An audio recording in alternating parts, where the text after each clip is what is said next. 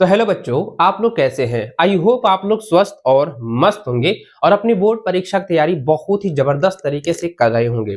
आज की ये वीडियो क्लास 11 के सभी विद्यार्थियों के लिए बहुत ही महत्वपूर्ण होने वाला है, क्योंकि इस वीडियो में हम लोग जो है क्लास 11 के बायोलॉजी का जो है चैप्टर 10 कोशिका चक्र और कोशिका विभाजन के मोस्ट इंपोर्टेंट वीवीआई हम लोग ऑब्जेक्टिव को देखने वाले हैं, जो कि आप सभी विद्यार्थियों के लिए बहुत ही महत्वपूर्ण होने वाला है। एग्जाम में कई सारे क्वेश्चन डायरेक्ट देखने को मिलने वाला है, तो सभी विद्यार्थी अंत तक बने रहेंगे। वीडियो को लाइक और अपने सभी दोस्तों के साथ शेयर जरूर करें और चैनल पर पहली बार आए हैं चैनल को सब्सक्राइब करने के साथ बेल आइकन को भी प्रेस जरूर कर लीजिएगा। और बच्चों, आपने अभी तक जो है प्ले स्टोर पर जाकर एबीसी कोचिंग एप्लीकेशन को डाउनलोड नहीं किया हुआ है तो आप जल्दी जल्दी जो है डाउनलोड कर लीजिए और आप जो है क्लास 11 के क्रैश कोर्स में जो है जुड़ जाइए। वहां पर सारा पीडीएफ आप लोगों को पहले ही प्रोवाइड करा दिया गया है। साथ ही बच्चों, मैं आपको बता दूं, जितना भी पीवाईक्यू क्वेश्चन है, जितना भी पीवाईक्यू मॉडल पेपर है, जी हाँ बच्चों, पीवाईक्यू मॉडल पेपर आप लोगों का जो है ऑलरेडी जो है अपलोड कर दिया गया है 2019 से लेकर के 2025 तक का। जितना भी प्रीवियस ईयर है ना, 26 वाला जो आने वाला उसको भी अपलोड कर दिया जाएगा, है ना। तो जल्दी जल्दी जो है आप लोग क्रैश कोर्स में ज्वाइन कर लीजिए, है ना, एप्लीकेशन को डाउनलोड कर लीजिए। तो चलिए बच्चों, क्वेश्चन की ओर बढ़ते हैं। तो देखिए बच्चों, यहाँ पे पहला क्वेश्चन कह रहा है कि which of the following pairs is correctly matched regarding various stage of cell cycle and event that take place during that stage. यानी कह रहा है कोशिका चक्र के विभाजन चरणों और उस चरण के दौरान होने वाली घटनाओं के संबंध में निम्नलिखित में से कौन सा जो है जोड़ा सही ढंग से सुमेलित है, सही ढंग से सुमेलित हो रहा है। तो यहाँ पे पहला यहाँ पे दिया गया बच्चों, पहला जोड़ा दिया रहा है कि जाइगोटीन के बारे में बताया गया है कि समजात गुणसूत्रों का युग्मन, और कहता है स्नेप्टोनेमन कॉम्प्लेक्स का निर्माण करता है। दूसरा दिया गया है कि पैक्टिन, जो कहता है टेट्राल, है ना, टेटार्ड जो है दिया गया है, टेटार्ड जो है दृश्यमान हो जाता है, क्रॉसिंग ओवर और जो है कायजामा का निर्माण पूरा हो जाता है। तीसरा दिया गया है डिप्लोटीन के बारे में यहाँ पे बताया गया है, कह रहा है कि स्नेप्टोनेमल कॉम्प्लेक्स का विघटन करता है। तो बच्चों ये तीनों जो है सुमेलित है, तीनों जो है जोड़ा सही है, सही कथन है, तो इसलिए इसका सही आंसर हो जाएगा बच्चों ऑप्शन नंबर डी हो जाएगा। इसके बारे में मैंने डिटेल में जो है आपको सब्जेक्टिव में पहले ही पढ़ा चुका हूं, पहले ही बताया हूं। चलिए आप देखिए बच्चों, यहाँ पे क्या दिया गया है। अगला सवाल देखिए, अगला सवाल कहता है टर्मिनलाइजेशंस ऑफ द, अरे भाई रुको, ये एक सवाल देखो, ये सिलेक्टेड क्वेश्चन फिर से आप घुमा इसी में दे दिए। मतलब ये क्वेश्चन हम सिलेक्ट करके रखे थे। चलिए कोई बात नहीं, ये चैप्टर में आया तो आप अब कर दिए, कोई बात नहीं है। चलिए यहाँ पे देखिए, ये जो सवाल है ना, दूसरा नंबर क्वेश्चन कह रहा है कि काइजामाटा का जो अंत होता है, मैंने कई बार बताया था बच्चों, काइजामाटा का जो अंत होता है वो कहाँ होता है। तो यहाँ पे पहला क्वेश्चन दिया गया है लेप्टोटीन, पहला ऑप्शन लेप्टोटीन, दूसरा ऑप्शन है जाइगोटीन और तीसरा ऑप्शन है पैक्टिन, और यहाँ पे ऑप्शन डी दिया गया है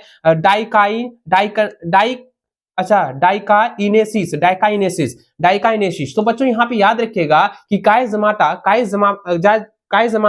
का जो अंत होता है वह कहाँ होता है बच्चों, कहाँ होता है। तो याद रखिएगा यह जो होता है वो पैक्टिन में होता है। ये कहाँ होता है, पैक्टिन में होता है। तो भैया ऑप्शन नंबर आपका जो है सी बिल्कुल सही और सटीक आंसर होगा, बिल्कुल राइट है बच्चों ना। फटाफट से आप लोगों का कमेंट आना शुरू हो चुका है ना जी, जल्दी जल्दी फटाक से, इसी तरह से आप लोगों का जो है रफ्तार आना चाहिए। चलिए आगे बढ़ते बच्चों, थोड़ा तेजी से चलेंगे, है ना। आगे देखिए बच्चों, यहाँ पे दिया गया है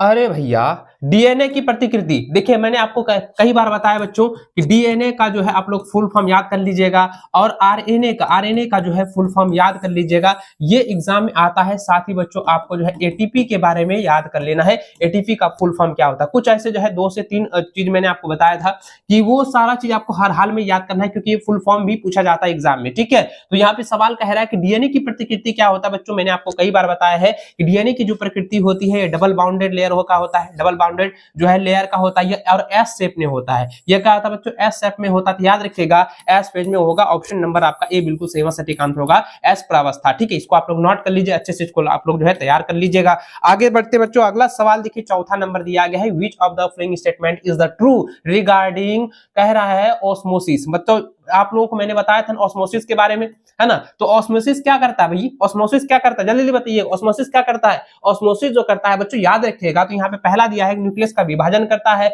जो कि साइटोकाइनेसिस करती है, और दिया गया है कि साइटोप्लाज्म का विभाजन भी यही करती है है ना, साइटोकाइनेसिस ही करता है। ऊपर के दोनों, ये दोनों सही है, ये दोनों सही है बच्चों, तो याद रखिएगा इनमें से कोई नहीं, तो नहीं भैया, इसका सही आंसर क्या हो जाएगा बच्चों, याद रखिएगा यहाँ पे क्या है, ऑस्मोसिस के बारे में पूछा गया, इसके संबंध के बारे में, तो यहाँ ऑस्मोसिस के बारे में एक भी बात यहाँ पे नहीं बताई गई है। ऑप्शन नंबर आपका डी जो है बिल्कुल सही व सटीक आंसर हो जाएगा, ऑप्शन नंबर डी इसका राइट होगा। आगे देखिए अगला सवाल बच्चों, यहाँ पे सवाल कह रहा है, क्वेश्चन कह रहा है कि choose the pair which the correctly match, यानी कहता है इनमें से कौन सा जो है सही सुमेलित होगा, कौन सही जोड़ा होगा। तो बच्चों आप यहाँ पे देखिए, पहला यहाँ पे दिया है वह जोड़ा चुने जो कि सही सुमेलित है। तो पहला यहाँ पे कहता है कि सिनेप्टोसिस जो कि समजात गुणसूत्र का युग्मन या गुणसूत्रों के जुड़ने की प्रक्रिया को बतलाता है ना जी। दूसरा कह रहा है कि द्विसंयोजक जो कि अंतरग्रंथिक समजात गुणसूत्रों के जोड़े द्वारा निर्मित जो है जटिल है। तीसरा कह रहा है कि टेट्राड जो कहता है सिनेप्टस जो है समजात गुणसूत्र के जोड़े द्वारा जो है निर्मित जो है कॉम्प्लेक्स होता है। और ऑप्शन नंबर डी दिया गया है उपयुक्त में से सभी, उपयुक्त में से सभी। तो बच्चों इसका सही आंसर हो जाएगा उपयुक्त में से सभी, ऑप्शन नंबर डी जो है इसका बिल्कुल सही व सटीक आंसर होगा, राइट आंसर हो जाएगा ऑप्शन नंबर डी। इसको आप लोग अच्छे से जो है कॉपी में नोट कर लेंगे, है ना, एकदम कॉपी में आप लोग जो है बच्चों नोट कर लीजिए। चलिए आगे बढ़ते बच्चों अगले सवाल की ओर। अगला सवाल जो है 6ठा नंबर यहाँ पे दिया गया है। सवाल कह रहा अरे भैया द एक्सचेंजिक वाला वो चैप्टर फिर से आ गया था क्या, ये वाला टॉपिक हटाया था ना जी, नहीं उसमें हटा था ना सिलेबस जो हम दिए थे, अच्छा वो है, चलो कोई बात नहीं। चलो ये दिया गया क्वेश्चन है आपका, ठीक है। तो यहाँ पे सवाल कह रहा है कि दो समजात गुणसूत्रों के बीच जो है आनुवांशिक सामग्री के आदान प्रदान को कहा जाता है।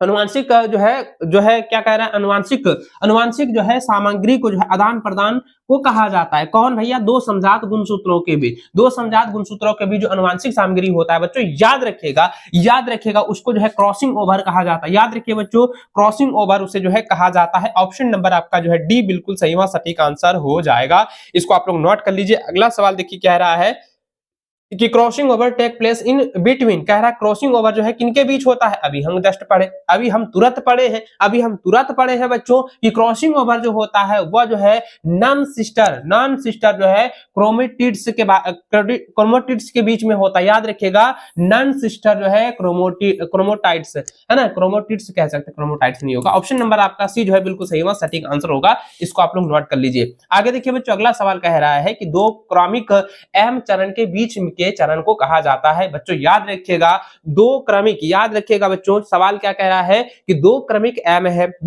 एम है और उनके बीच जो चरण होते हैं उसको क्या कहा जाता है, G1 चरण कहा जाता है, G2 चरण कहा जाता है, एस चरण कहा जाता है, या जो है इंटरफेज या जो है विश्राम चरण कहा जाता है। जल्दी आप लोग मुझे कमेंट करके बताइएगा बच्चों, फटाफट से देखें किसका कमेंट आ रहा है। बिल्कुल राइट मेरे प्यारे लाडलियों बच्चों, इसका सही आंसर हो जाएगा इंटरफेज विश्राम जो है चरण हो जाएगा।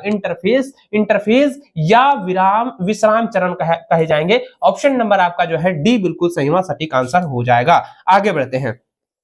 अगला सवाल कह रहा है कि एक द्विसंयोजक, अरे भाई फिर से वही सवाल रिपीट हो रहा है। एक द्विसंयोजक देखिए संयोजक में शामिल होंगे, एक द्विसंयोजक में जो है शामिल होंगे। पहला कह रहा है दो समजात गुणसूत्र और दो जो है सेंट्रोमियर, और यहाँ पे दूसरा दिया गया है कि दो क्रोमेटिड और जो है दो सेंट्रोमियर, और यहाँ पे ऑप्शन सी दिया है ऊपर के सभी, और ऑप्शन डी है इनमें से कोई नहीं। बताइए इसका सही व सटीक आंसर क्या होगा बच्चों। अभी जस्ट थोड़ा देर पहले जो हम जो क्लास ले रहे थे उसमें मैंने आपको बताया हुआ है, है ना जी, उसमें मैंने आपको जो है बताया हुआ है। तो बच्चों आपको याद रखना है कि दो द्विसंयोजक, याद रखिएगा द्वि जो है मतलब दो को जो है एक द्विसंयोजक में शामिल होंगे, तो वह क्या आंसर हो जाएगा। चार जो है क्या होता है, जल्दी बताएंगे बच्चों, उसमें क्या हो जाएगा बच्चों। याद रखिएगा दो समजात जो है गुणसूत्र भी शामिल होते हैं, और जो है दो जो है सेंट्रोमियर भी शामिल होता है, और उसमें क्या होता है चार जो है क्रोमेटिड और दो सेंट्रोमियर भी शामिल होता है। तो भैया ऑप्शन नंबर आपका ए और बी दोनों हो जाएगा, यानी कि ऑप्शन नंबर सी ऊपर के सभी, ये दोनों बिल्कुल राइट आंसर होगा। इसको नोट डाउन कर लीजिए, एग्जाम में कभी कभार क्या करता है कि ऑप्शन में चेंज कर देता है। और याद रखिएगा बच्चों, इसको याद रखिएगा, अगर दो समजात गुणसूत्र कहेगा तो भी आपका आंसर सही होगा। अगर 4 जो है क्रोमोटिड कहेगा तो ये भी आपका ऑप्शन जो है सही होगा। इसको आप लोग कॉपी में नोट कर लीजिए, अच्छे तैयार कर लीजिएगा, ठीक है। चलिए नेक्स्ट क्वेश्चन पर बढ़ते हैं बच्चों। अगला सवाल देखिए आपकी स्क्रीन पर आ चुका है, 10वां नंबर कह रहा है, सवाल कह रहा है कि निम्नलिखित में से कौन सा जो है जोड़ा सही सुमेलित नहीं है। पहला कह रहा है मेटाफेज। मेटाफेज के बारे में दिया गया है कि गुणसूत्र मध्य पट्टिका पर जो है व्यवस्थित हो जाते हैं। दूसरा है एनाफेज, जो कहता है सिस्टर क्रोमोटिड्स का जो है विपरीत जो है ध्रुवों की जो है और पृथक और गति करता है। तीसरा दिया गया है टेलोफेज के बारे में, कह रहा है कि केंद्रक आवरण और जो है न्यूक्लियोलस का पुनः जो है प्रकट होना। और ऑप्शन डी दिया गया इनमें से कोई नहीं। तो बच्चों याद रखिएगा, इनमें से एक भी कथन में जो है ये जो है सम्मिलित नहीं है, जोड़ा में नहीं है। तो बच्चों इसका राइट आंसर हो जाएगा ऑप्शन नंबर डी हो जाएगा, इनमें से कोई नहीं, ऑप्शन नंबर डी इसका बिल्कुल सही सटीक आंसर होगा।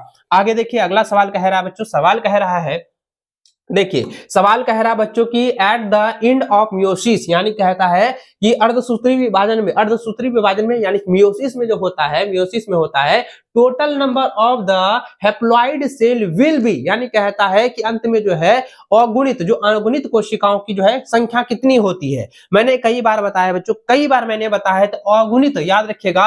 हैप्लॉइड सेल के बारे में कहा गया है तो भैया कितना नंबर होता है, टोटल नंबर 4 वो होता है। ऑप्शन नंबर आपका जो है बी बिल्कुल सही सटीक आंसर हो जाएगा। नोट कर लीजिए, अच्छे इसको याद कर लीजिएगा। अगला सवाल यहाँ पे बच्चों सवाल कह रहा है which of the following statements as is true with respect to the process of meiosis, यानी कह रहा है बच्चों कि अर्धसूत्री विभाजन की प्रक्रिया के संबंध में बताना है कि इनमें से 4 ऑप्शन में से कौन सा जो है ऑप्शन जो आपका सही व सटीक होगा, कौन सा सही व सटीक आंसर होगा मेरे प्यारे बच्चों, जल्दी जल्दी बताइएगा। देखिए आपको मैंने कई बार आपको बताया है, ये चैप्टर जो हम पढ़ा रहे थे ना जी सब्जेक्टिव वाला, तो हम आपको कई बार आपको बताए हैं, कई बार आपको समझाए हैं कि इसका आंसर क्या होगा। बच्चों आपको याद रखना है, इट टेक प्लेस इन जो है गोनाड्स, ये भी सही है। It's land to the formation of जो है गैमीट्स, ये भी सही है ना, जो कि आपका ओवा और जो है स्पर्म का निर्माण करेगा, ये तो सही है ना भैया, है ना, ये सही ऑप्शन है। और यहाँ पे कह रहा है it is now as the radiational division, तो भैया ये भी सही है। तो इसका आंसर क्या जाएगा, ऑल ऑफ दिस हो जाएगा। ऑप्शन नंबर डी के साथ चलेंगे, ऑप्शन नंबर आपका डी जो है बिल्कुल सही व सटीक आंसर होगा। इसको आप लोग कॉपी में अच्छे से उतार लीजिए, अच्छे से याद कर लीजिए बच्चों। मैं बार बार कहता हूं कि जब भी आप क्लास करने बैठे, जब भी आप रिकॉर्डेड वीडियो भी देख रहे हैं, तो बच्चों आप क्या करें, कॉपी कलम निकाल के बैठे और हर एक क्वेश्चन को आप बारी बारी से जो है लिखने की कोशिश करें। लिख करके उसका आंसर जो है आपको जो है लिख लेना, ऐसा नहीं कि आप पूरा ऑप्शन नहीं लिख देना, आपको आंसर सब जो है रट लेना है, याद कर लेना है ना जी। यही सब तो घुमा के आपको सवाल पूछा जाता है, थोड़ी ना जो है बाहरी क्वेश्चन पूछेगा। चलिए आगे बढ़े बच्चों, अगला सवाल कह रहा है, कहता है कि गोल्जी कॉम्प्लेक्स और जो है इंडोप्लाज्मिक रेटिकुलम को इस दौरान नहीं देखा जा सकता है। पहला दिया गया है लेट टेलोफेज, दूसरा है लेट जो है प्रोफेज, और तीसरा दिया गया प्रारंभिक एनाफेज, और चौथा दिया गया है लेट मेटाफेज। तो बच्चों इसका सही आंसर क्या हो जाएगा, जल्दी बताइए इसका सही आंसर क्या हो जाएगा। बच्चों याद रखिए, क्वेश्चन कह रहा है कि गोल्जी कॉम्प्लेक्स और जो है इंडोप्लाज्मिक जो है रेटिकुलम को इस दौरान जो है नहीं देखा जा सकता है। तो बच्चों याद रखिएगा लेट जो है प्रोफेज इसका सही व सटीक आंसर होगा, ऑप्शन नंबर बी इसका बिल्कुल राइट व सटीक आंसर हो जाएगा। अगला सवाल कह रहा है बच्चों की कोशिका प्लेट बढ़ती है। बच्चों याद रखिएगा, कोशिका प्लेट बढ़ती है बच्चों, कई बार मैंने आपको रिपीट करके बताया हुआ है। कोशिका प्लेट जो बढ़ती है, याद रखिएगा भित्ति से जो है केंद्र की ओर बढ़ती है, भित्ति से जो है केंद्र की ओर बढ़ती है। बच्चों याद रखिएगा ये क्या होता है, वाल्स टू द सेंटर, याद रखिएगा वाल्स टू द सेंटर, ये हो जाएगा इसका सही व सटीक आंसर। आगे देखिए बच्चों, अगला सवाल कह रहा है कि सही क्रम को चुने, जो कि ए जो है वो क्या है, क्रोमेटिन संघनन है, और बी जो है प्रोटीन संश्लेषण है, और सी जो है सेंट्रिओल्स का जो है दोहराव है, और ऑप्शन यहाँ पे डी दिया गया है सेंट्रिओल्स जो है विपरीत धुरी पर ध्रुवों की ओर जो है बढ़ता है। तो बताइए इसका जो है सही क्रम आपको बताना है, इसका सही क्रम मेरे बच्चों आपको बताना है। पहला क्रम क्या होगा, दूसरा क्रम क्या होगा, तीसरा क्रम क्या होगा, इसके बारे में यहाँ पे पूछा गया है। बिल्कुल राइट जबरदस्त। आप लोग को इसी तरह से जो है कमेंट आना चाहिए बच्चों। एक बच्चा कमेंट कर रहा है कि सर आपकी शादी, अरे बचवा हमारा शादी के चक्कर में काहे पड़े हो, हमको शादी ब्याह के चक्कर में नहीं पढ़ना है, ठीक है ना, पहले पढ़ाई कर लो, एग्जाम नजदीक भैया शादी मत करो। जब यहाँ देखो बच्चों सवाल का कह रहा है, सवाल देखिए 15वां नंबर जब सवाल कह रहा है, कहता है कि सही क्रम में आपको व्यवस्थित करना है, सही क्रम में आपको जो है बताना है भैया। तो सही क्रम में क्या हो जाएगा, सबसे पहले यहाँ पे देखेंगे बच्चों, पहला यहाँ देखिए ए कह रहा है क्रोमेटिन संघनन, तो बच्चों ये हो जाएगा फर्स्ट, ठीक है। प्रोटीन संश्लेषण तो भैया ये प्रोटीन संश्लेषण तो बाद में होता है ना जी। तो यहाँ पे हो जाएगा सेंट्रियोल्स का दौरान, ये जो है दूसरा नंबर हो जाएगा, और सेंट्रियोल्स है विपरीत ध्रुवों की ओर जो है बढ़ता है, तो ये सही हो जाएगा, यानी कि 1 2 3 4, यानी कि ए हो जाएगा, ए हो गया आपका, ए हो गया 1 2 3, ए सी डी और बी। हाँ बिल्कुल, ये ऑप्शन नंबर डी जो है इसका बिल्कुल सही वहां सटीक क्रम में आएगा, ऑप्शन नंबर डी जो है बिल्कुल सही आंसर हो जाएगा।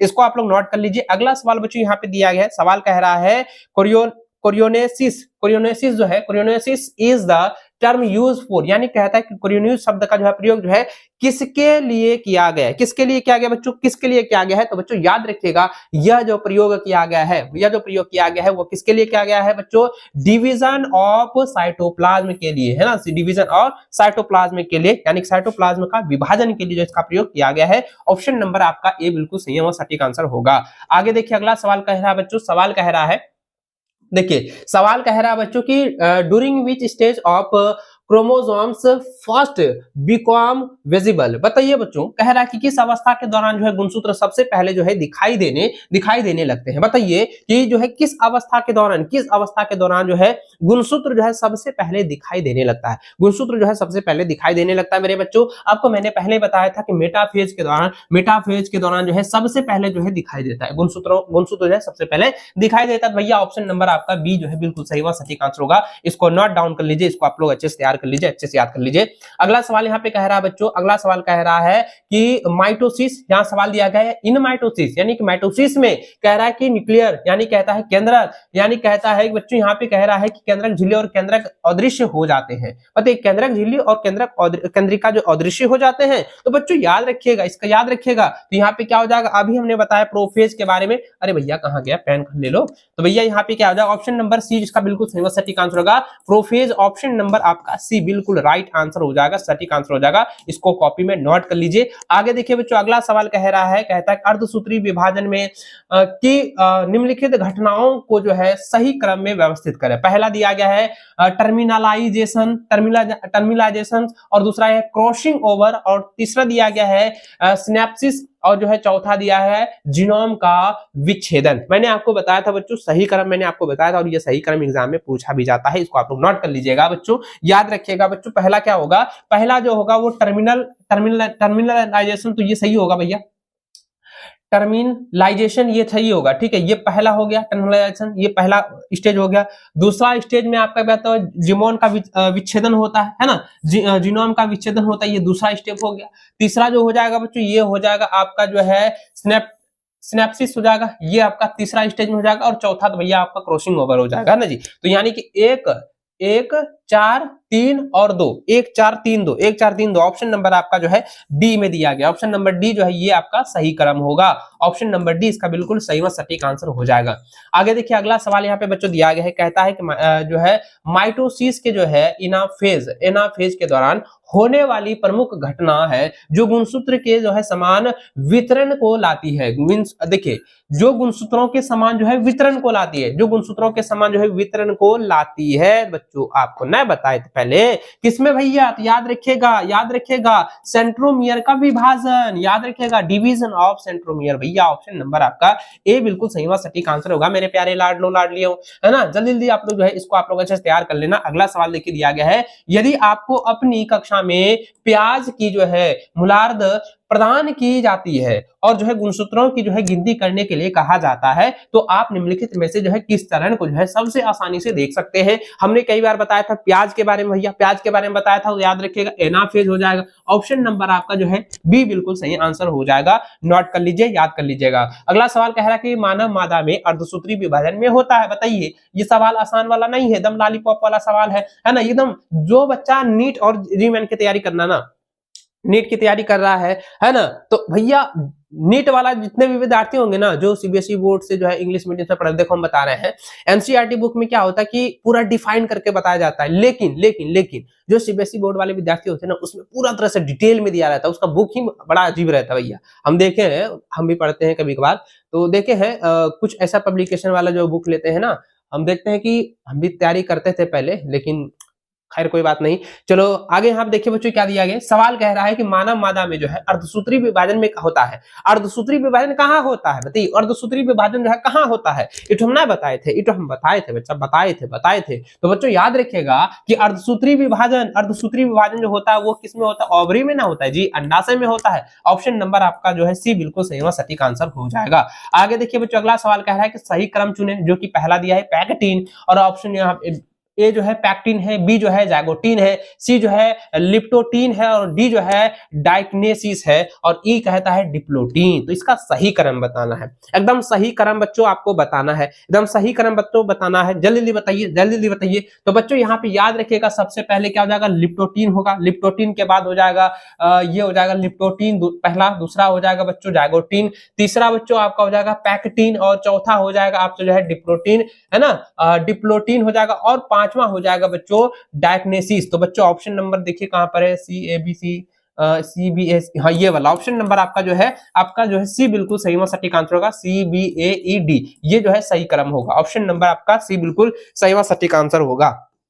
आगे देखिए अगला सवाल कह रहा है कि बच्चों how many chromosomes are there is onion root tip cell, यानी कह रहा है कि प्याज की जड़ शीर्ष में जो है कोशिका कितने गुणसूत्र के होते हैं। भैया आसान सवाल ना है, आसान सवाल ना है, तो आपको पहले बताए थे 26 गो होता है, 26 होता है भैया, ऑप्शन नंबर सी करो इसको एकदम क्लियर। आगे बढ़ते बच्चों अगले नेक्स्ट क्वेश्चन करो। अगला सवाल कह रहा है बच्चों, अगला सवाल कह रहा है लैम्पर्स, देखिए लैंप वर्ष, याद रखिएगा लैंप वर्ष जो है गुणसूत्र देखे जाते हैं। लैम्पर्स क्रोमोसोम्स आर ऑब्जर्व्ड इन, यानी किस में देखा जाता है, बताइए किस में देखा जाता है। तो यहाँ पे पहला दिया गया बच्चों माइटोटिक, याद रखिएगा माइटोटिक प्रोफेज, है ना, दूसरा दिया है माइटोटिक जो है मेटाफेज, और तीसरा दिया गया बच्चों माइटिक जो है मेटाफेज, है ना। अच्छा माइटिक यहाँ पे मेटाफेज नहीं होगा, मियोसिस यहाँ पे मेटाफेज होगा, यहाँ पे थोड़ा सा गलती लिखा है, यहाँ पे हो जाएगा मियोसिस होगा, है ना, मियोसिस मेटाफेज होगा, और यहाँ पे भी मियोसिस जो है प्रोफेज होगा। तो याद रखिएगा बच्चों, है ना, यहाँ पे थोड़ा सा टाइपिंग मिस्टेक है, इसको आप लोग अच्छे से नोट करेंगे, अच्छे से आप लोग नोट करेंगे बच्चों, है ना, अच्छे से नोट कर लीजिए, है ना, इसको आप लोग अच्छे से ना कॉपी में उतार लीजिएगा। यहाँ पे थोड़ा सा टाइपिंग मिस्टेक है, यहाँ पे यहाँ पे जो है माइटोटिक नहीं होगा, यहाँ पे मियोसिस होगा, यहाँ पे मियोसिस होगा, और यहाँ पे भी मियोसिस होगा, इस जगह दोनों जगह मियोसिस होगा, आप इसको नोट कर लीजिएगा, ठीक है। सवाल यहाँ पे क्या कह रहा था कि लैम्पर्स गुणसूत्र जो है वो क्या होता है, देखे जाते हैं, किसमें देखे जाते हैं बच्चों। तो याद रखिएगा यह जो होता है ना वो ये होता है माइटोटिक में, याद रखिएगा माइटोटिक प्रोफेज में जो है देखे जाते हैं। ऑप्शन नंबर आपका जो है आपका ए बिल्कुल सही व सटीक आंसर हो जाएगा, नोट कर लीजिए। आगे देखिए अगला सवाल जो है आपका 26 नंबर कह रहा है, 26 नंबर कह रहा है बच्चों, 26 नंबर कहता है कि माइटोसिस और अर्धसूत्री विभाजन के दौरान जो है निम्नलिखित में से कौन सी जो है सेल्यूलर जो है संरचना हमेशा गायब हो जाती है। हमेशा गायब किसमें होती है बच्चों, आपको मैंने बताया था बच्चों, याद रखिएगा क्या होता है, केंद्रिका और केंद्रक झिल्ली में हमेशा गायब रहती है। तो भैया ऑप्शन नंबर आपका जो है बी बिल्कुल सही व सटीक आंसर होगा, ऑप्शन नंबर आपका बी राइट आंसर हो जाएगा, सटीक आंसर होगा। नेक्स्ट क्वेश्चन देखिए बच्चों, दिया गया सवाल कहता है कि सेंट्रोमियर एक घटक है, सेंट्रोमियर एक घटक है भैया, राइबोसोम होता है, ईआर होता है, क्रोमोसोम होता है, या जो है माइटोकॉन्ड्रिया होता है। जल्दी से बताइएगा, जल्दी से मेरे प्यारे बच्चों जल्दी से बताइएगा। सवाल क्या कह रहा है कि सेंट्रोमियर एक घटक है, सेंट्रोमियर किसका घटक है, तो बच्चों याद रखिएगा राइबोसोम का। ऑप्शन नंबर आपका ए बिल्कुल सही व सटीक आंसर हो जाएगा। नेक्स्ट क्वेश्चन दिया गया है कि in which phase of cell cycle proteins are, अरे भैया प्रोटीन्स आर यहाँ पे कहता संश्लेषण के बारे में, हाय रे बच्चा है तो आसान वे सवाल छो, एकदम में आसान सवाल छो, नहीं जो आसान सवाल, बहुते आसान सवाल छो जी, बहुते आसान सवाल छे। तो यहाँ पे कह रहा है कि कोशिका चक्र के जो है किस चरण में प्रोटीन रो संश्लेषण होय छे। प्रोटीन रो संश्लेषण तो भैया नहीं बताले छले, जी नॉट हो जाएगा, जी नॉट हो जाए, तो भैया ऑप्शन नंबर आपका ए चलेगा, ऑप्शन नंबर ए इसका बिल्कुल राइट आंसर हो जाएगा, है ना जी। तो बहुत ही आसान सवाल छे, इसको आप लोग थोड़ा तुरंत बना लीजिएगा। आगे देखिए अगला सवाल कह रहा है कि वह अवस्था जिसमें जो है संतति गुणसूत्र ध्रुवों के ओर जो है बढ़ते हैं, एनाफेज, मेटाफेज, प्रोफेज, या जो है टेलोफेज। फटाफट से जो है इसका सही व सटीक आंसर दीजिए, फटाफट से आप लोगों को जो है इसका आंसर आना चाहिए, जल्दी जल्दी बताइए, आसान सवाल है। देखिए सब वाह बिल्कुल राहुल बिल्कुल सही जवाब है, तो इसका आंसर होगा प्रोफेज हो जाएगा, बिल्कुल राइट जवाब। सबसे पहले जिसका जवाब आया है आपके लिए ताली होना चाहिए, है ना जी। आप लोगों के लिए ताली। चलिए बिल्कुल राइट राइट। चलिए आगे बढ़े, अगला सवाल देखिए बच्चों क्या है, 30वां नंबर सवाल देखिए, कह रहा है, सवाल कह रहा है कि सिनेप्टोनेमन कॉम्प्लेक्स चरण में घुल जाता है। यहाँ पे क्या कह रहा है कि ये जो है ना सिनेप्टोनेमल कॉम्प्लेक्स जो है वो चरण में घुल जाता है। तो बच्चों कौन सा चरण में, ज़ाइगोटिन में घुल जाएगा, ज़ाइगोटिन चरण में घुलेगा, या जो है पैक्टिन जो है चरण में घुलेगा, या जो है डाइकनेसिस में घुलेगा, या जो है डिप्लोटिन में घूमेगा। जल्दी बताइए किसमें घुलेगा जी। अरे भैया देखो सवाल कह रहा है कि स्नेप्टोनेमल कॉम्प्लेक्स डैश चरण में घुल जाता है। बच्चों याद रखिएगा पैक्टिन यहाँ पे हो जाएगा, है ना बच्चों, याद रखिएगा इसका क्या हो जाएगा, पैक्टिन में, है ना, पैक्टिन चरण में जो घुल जाता है। ऑप्शन नंबर आपका जो है बी इसका बिल्कुल सही व सटीक आंसर हो जाएगा। नोट कर लीजिए इसको, आप लोग अच्छे से रख लीजिएगा, इस एग्जाम में आने वाला है।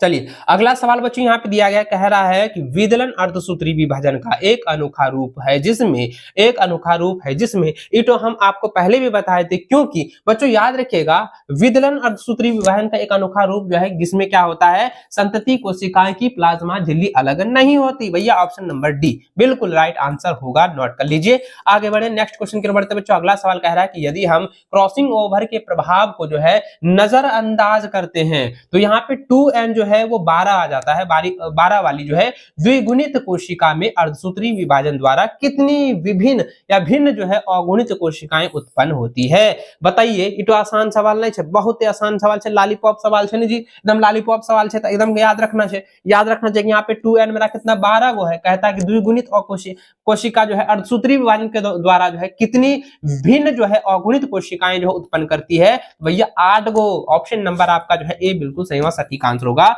8 जो है सेल का निर्माण करेगा ना, 8 जो है कोशिकाएं का निर्माण करेगा। चलिए आगे देखिए बच्चों, अगला सवाल कहता है कि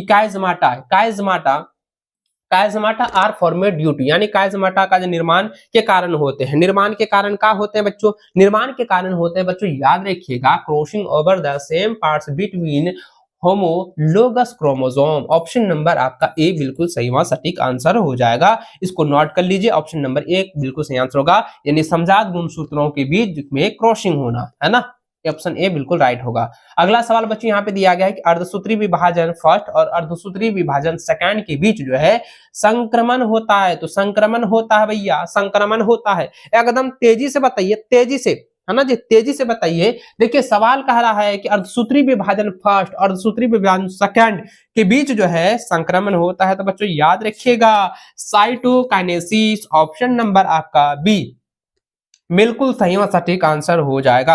अगला सवाल देखिए बच्चों, दिया है जेनेटिक्स, है ना, जेनेटिक्स से रिलेटेड कह रहा है अनुवांशिक पुनर्योजन किसके कारण होता है, ये किसके कारण होता है, बताइए। अनुवांशिक पुनर्योजन, है ना, पुनर्योजन जो है किसके कारण होता है, किसके कारण से होता है बच्चों, जल्दी बताइएगा किसके कारण से होता है, एकदम तेजी से बताइए, ये आंसर आप लोगों को देना है, जल्दी बताइए छात्र भी, जल्दी बताइए, 2 सेकंड 10 सेकंड का टाइम आप लोगों को दे रहे हैं, तेजी से बताइए, है ना जी। और साथ ही बच्चों मुझे ये कमेंट करके बताना कि आप हमें कहां से देख रहे हैं, झारखंड के आप किस जिले से आप देख रहे हैं। जैसे कि हम गोड्डा जिला से हैं, तो आप किस जिला से देख रहे हैं, गोड्डा जिला से ही है, या जो है आप पड़ोसी जिले से हैं, या आप किसी भी झारखंड के जिला से हैं, नीचे कॉमेंट करके जरूर बताइएगा, है ना। देखिए सवाल क्या कह रहा था बच्चों, कह रहा है कि अनुवांशिक पुनर्योजन किसके कारण होता है। तो बच्चों याद रखिएगा कि यह जो है निषेचन और जो है माइटोसिस के कारण होता है, निषेचन और जो है क्या कमेंट आ रहा है, सर हम भी गोड्डा से, कोई बात नहीं भाई, अच्छा बात है।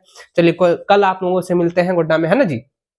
चलिए सवाल क्या कह रहा है, अनुवांशिक पुनर्योजन जो है किसके कारण होता है, तो निषेचन और जो है माइटोसिस के कारण होता है। ऑप्शन नंबर आपका सी बिल्कुल सही व सटीक आंसर हो जाएगा। अगला सवाल बच्चों यहाँ पे 36 नंबर सवाल देखिए दिया गया है। सवाल कह रहा है सिग्निफिकेंस ऑफ मियोसिस लाइन, अच्छा लाइज इनटू, अरे भाई बिग सवाल बड़ा जबरदस्त है। कहता है अर्धसूत्री विभाजन का महत्व में निहित होता है, वह निहित होता है भैया, अर्धसूत्री विभाजन में क्या होता है, अर्धसूत्री विभाजन में निहित क्या होता है, जल्दी बताइएगा बच्चों। मैंने आप लोगों को पहले बताया था, कह रहा है कि we come to the half in chromosomes number, यानी एक आधे तक जो है गुणसूत्र संख्या में कमी। दूसरा दिया गया है बच्चों, कह रहा है कि लैंगिक प्रजनन में के दौरान जो है गुणसूत्र संख्या की जो है स्थिरता जो है बनाए रखती है, ये दूसरा कह रहा है। तीसरा कह रहा है कि प्रोडक्शंस ऑफ जो है जेनेटिक वेरिएबिलिटी, तो यानी कह रहा है बच्चों यहाँ पे कह रहा है, तीसरा जो सवाल कह रहा है, तीसरा जो ऑप्शन कह रहा है कि आनुवांशिक जो है परिवर्तनशीलता का जो है उत्पादन, तो और यहाँ पे चौथा है ऑल ऑफ दिस, यानी इनमें से सभी। तो बताइए इसका सही आंसर क्या होगा? ये वाला बहुत आसान है, हम नहीं बताएंगे, ये तो हम बताए नहीं करेंगे। जल्दी जल्दी बताइए इसका सही आंसर क्या होगा, तेजी से बताइए मेरे बच्चों, इसका सही व सटीक आंसर क्या होगा? एकदम आप लोगों को तेजी से बताना है। और जो भी बच्चे क्रैश कोर्स में नहीं जुड़े हैं ना, फटाफट से क्रैश कोर्स में भी आप लोग जुड़ जाइए, अभी भी समय है, अभी भी आपके पास मौका है रिजल्ट बनाने को लेकर, अपना जो है एकदम फ्यूचर है ब्राइट करने का भी मौका है। अगर मान के साल भर बर्बाद भी कर लिए हैं तो कोई बात नहीं, अभी भी मेकअप आप लोग कर सकते हैं। मेकअप अब ये नहीं कि अपना जो है फेस का पोताई करना है, मेकअप ये नहीं कि आपको जो है फेस की पोताई करना है भैया, आपको मेकअप ये करना है कि आपका जो है पूरा साल जो बर्बाद हुआ, अब ये जो बचे हुए दिन है, जो आपका 20 से 25 दिन बच रहा है, उसमें आपको पूरी तरह से कवर करना है, हर एक चीज को आप लोगों को पढ़कर जो है तैयार कर लेना है ना जी। चलिए यहाँ पे देखिए सवाल क्या कह रहा है बच्चों, सवाल यहाँ पे ये कह रहा है, सवाल देखिए क्या कह रहा है, सवाल कह रहा है जो है अर्धसूत्री विभाजन का महत्व में जो है निहित होता है बच्चों, याद रखिएगा, निहित में होता है बच्चों, याद रखिएगा। प्रोड्यूसन याद रखिएगा बच्चों, इसमें क्या होता है, जेनेटिक जो है वेरिएबिलिटी का जो है क्या करता है, वह जो है उत्पादन करता है बच्चों। ऑप्शन नंबर आपका जो है ना सी बिल्कुल सही व सटीक आंसर होगा, नोट कर लीजिए, इसको आप लोग अच्छे से तैयार कर लीजिए। आगे देखिए बच्चों अगला सवाल कह रहा है, सवाल कह रहा है कि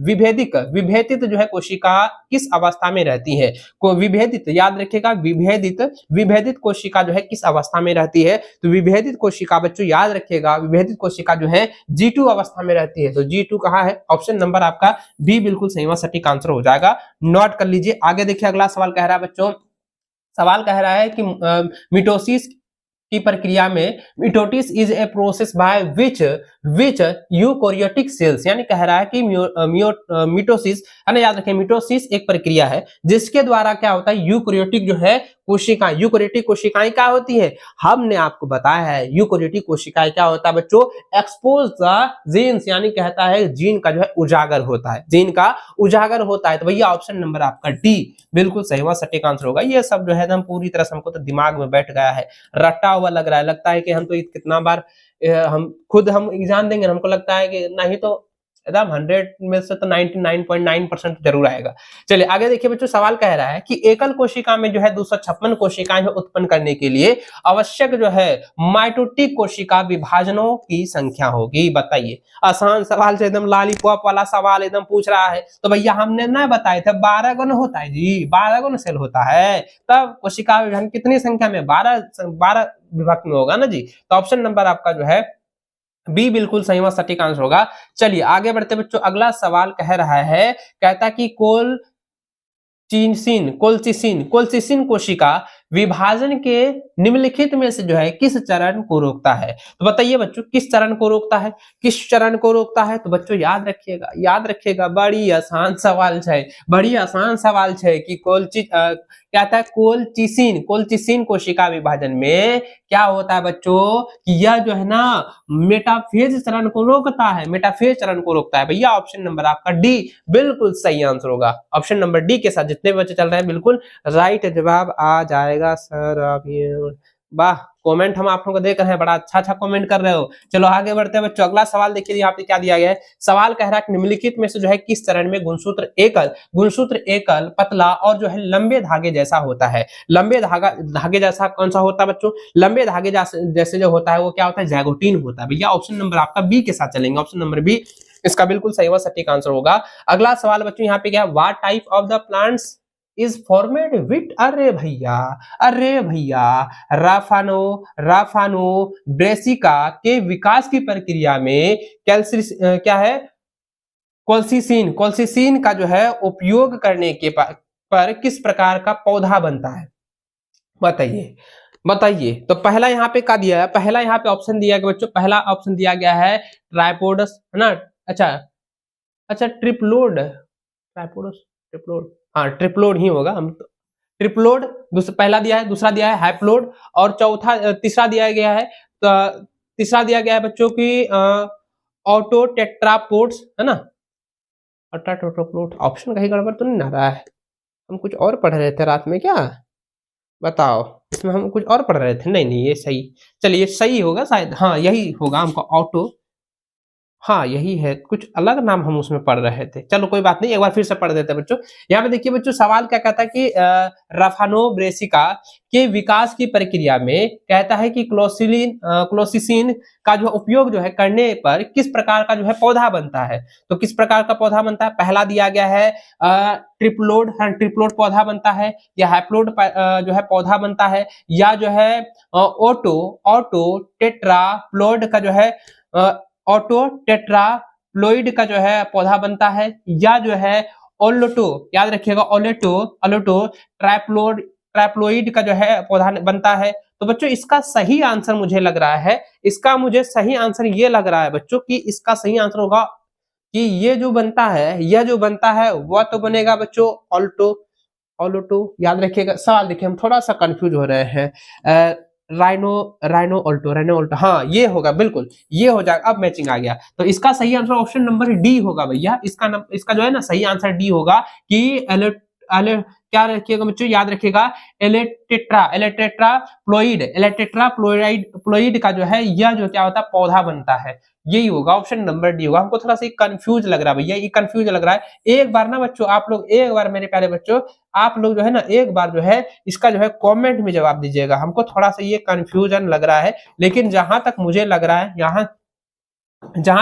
रहा है ऑप्शन नंबर डी ही बिल्कुल राइट आंसर होगा। ऑप्शन नंबर डी ही बिल्कुल राइट आंसर, आप गूगल कर लीजिएगा, कमेंट में जवाब दे देंगे, ठीक है। चलिए आगे देखिए, अगला सवाल यहाँ पे बच्चों कह रहा है कि क्रॉसिंग ओवर के रिलेटेड है। सवाल कह रहा है कि क्रॉसिंग ओवर के परिणाम स्वरूप जो है उच्च जीवों में अनुवांशिक जो है पुनर्संयोजन होता है। तो अनुवांशिक जो है पुनर्संयोजन होता है बच्चों, याद रखिएगा। इसका सही और सटीक आंसर क्या हो जाएगा, इसका सही आंसर हो जाएगा बच्चों, दो संतति केंद्रक में जो है क्या होता है पुनर्संयोजन होता है। ऑप्शन नंबर आपका सी बिल्कुल सही और सटीक आंसर होगा। अगला सवाल कह रहा है बच्चों, सवाल कह रहा है कि 3 जीन होते हैं ए बी सी, ए और बी के बीच जो है क्रॉस ओवर का प्रतिशत जो है 20% है, 20% है, और बी और सी के बीच जो है 28% है। ए और सी के बीच जो है क्रॉस ओवर का जो प्रतिशत है वो क्या है 8% है। फिर कहता है गुणसूत्र पर जीन का क्रम क्या होगा, गुणसूत्र पर जीन का क्रम क्या होगा बच्चों, गुणसूत्र पर जीन का जो क्रम होगा मेरे प्यारे बच्चों, याद रखिएगा, क्या हो जाएगा, सबसे पहले हो जाएगा 20%, है ना जी, 20% होगा, फिर 8% होगा, फिर उसके बाद जो है 28% होगा। यानी कि बच्चों क्या हो जाएगा, ए होगा, सी होगा और बी होगा, ए सी बी, याद रखिएगा, ए सी बी, ऑप्शन नंबर आपका सी बिल्कुल सही आंसर हो जाएगा, याद रखिएगा। अगला सवाल बच्चों देखें, सवाल कह रहा है कि कोशिका चक्र में किस चरण के दौरान जो है गुणसूत्र मध्य पट्टिका पर व्यवस्थित होते हैं। गुणसूत्र जो है मध्य पट्टिका पर जो है क्या होता है व्यवस्थित होता है बच्चों, याद रखिएगा। इसका आंसर होगा एनाफेज, ऑप्शन नंबर आपका बी बिल्कुल सही और सटीक आंसर होगा। आगे देखिए बच्चों, दिया गया आरएनए और जो है प्रोटीन्स आर फॉर्मेड इन, यानी कहता है आरएनए और प्रोटीन का निर्माण क्या होता है, निर्माण होता है।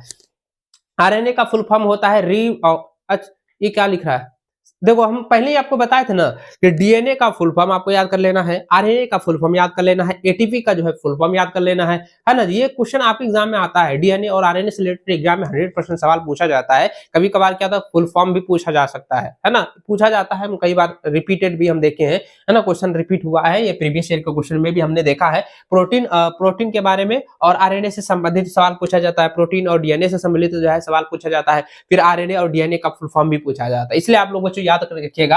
यहाँ पे सवाल क्या करें, एक बार देख लें कि आरएनए और प्रोटीन का निर्माण क्या होता है, निर्माण होता है। बताइए आरएनए और प्रोटीन का निर्माण, आरएनए और प्रोटीन का निर्माण होता है भैया किस अवस्था में होता है, जल्दी जल्दी कमेंट करके बताइए किस अवस्था में होता है। तो याद रखिए बच्चों, ये होता है एस चरण में, एस फेज में होता है बच्चों, एस फेज में, ऑप्शन नंबर आपका सी बिल्कुल सही व सटीक आंसर हो जाएगा। अगला सवाल कह रहा है कि सिंपडल फाइबर का बना होता है। बताइए सिंपडल फाइबर का बना होता है, बताइए जल्दी जल्दी बताइए मेरे प्यारे बच्चों। पहला यहाँ पे कह रहा है कि ट्यूबलिन, दूसरा है ह्यूमलिन, और तीसरा दिया गया है इंटरमीडिएट फिलामेंट, और चौथा दिया गया बच्चों फ्लैगलिन। तो बच्चों इसका सही आंसर होगा फ्लैगलिन ही हो जाएगा, ऑप्शन नंबर डी बिल्कुल राइट आंसर हो जाएगा। अगला सवाल कह रहा है बच्चों, कहता है कि माइटोसिस के किस चरण में जो है क्रोमोसोम जो है क्रोमेटिड के साथ जो है दिखाई देते हैं, क्रोमेटिड के साथ जो है दिखाई देते हैं। क्रोमेटिड के साथ जो है दिखाई देंगे। तो बच्चों याद रखिएगा इसका सही आंसर क्या जाएगा, देखिए क्रोमेटिड के साथ दिखाई देगा ना, तो आपको याद रखिएगा ये मेटाफेज में होता है, ये मेटाफेज के क्रम में। ऑप्शन नंबर आपका जो है क्या हो जाएगा, सी, मेटाफेज। ऑप्शन नंबर सी बिल्कुल सही और सटीक आंसर होगा। आगे देखिए अगला सवाल कह रहा है बच्चों, सवाल कह रहा है कोशिका चक्र के दौरान आरएनए और जो है नॉन हिस्टोन प्रोटीन का संश्लेषण होता है। नॉन हिस्टोन प्रोटीन का संश्लेषण हमने बताए थे